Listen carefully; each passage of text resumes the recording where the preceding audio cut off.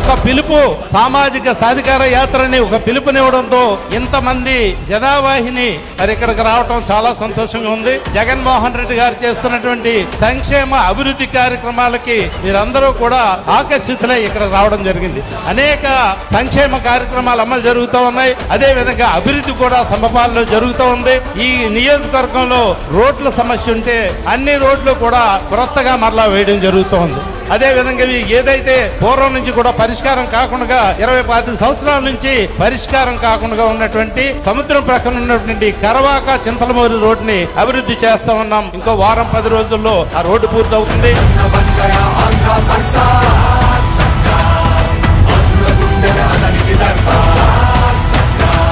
14 ఏళ్లు ముఖ్యమంత్రిగా బీసీలను బానిసలుగా బీసీలను యాచకులుగా బీసీలని వంచినటువంటి వ్యక్తి చంద్రబాబు నాయుడు.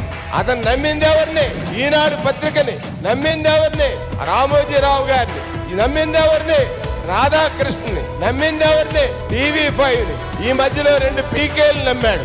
మధ్య లోకేష్ నెట్టాడు. 2 పీకేల మధ్యన లోకేష్ పాకుతూ 2 పీకేల మధ్యన లోకేష్ పాగడం నేర్చుకుంటున్నాడు. నడవలేని లోకేష్ పాగడానికి మొదలు పెట్టాడు.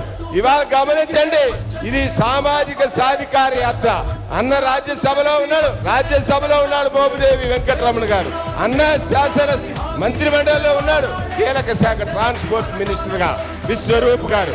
అలాగే శాసన మండలి సభ్యుడిగా మన జాతి బిడ్డ శ్రీ కొడిపూడి సూర్యనారాయణరావు గారు ఉన్నారు. అలాగే శాసన మండలి సభ్యులుగా మన జాతి బిడ్డ బొమ్మ ఇజ్రాయిల్ గారు ఉన్నారు.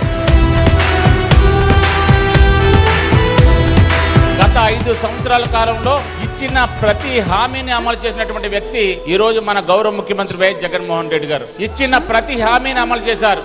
ఈ రోజు కూడా మనం ఏదైతే జగన్మోహన్ రెడ్డి గారు ఎన్నికల ముందు చెప్పారో, నేను అధికారంలోకి వస్తే ఈ 2000 పెన్షన్ ని 2000 అంచెలంచెలుగా పెంచుకుంటూ 3000 చేస్తామని చెప్పారో, ఈవేళ నూతన సంవత్సరం సందర్భంగా జనవరి 1 నుంచి ప్రతి గడపకి వెళ్లి ఈవేళ 3000 రూపాయల పెన్షన్ అందిస్తున్నటువంటి ఏకైక ప్రభుత్వం మన ప్రభుత్వం మీకు అందరూ తెలియజేసుకున్నాను.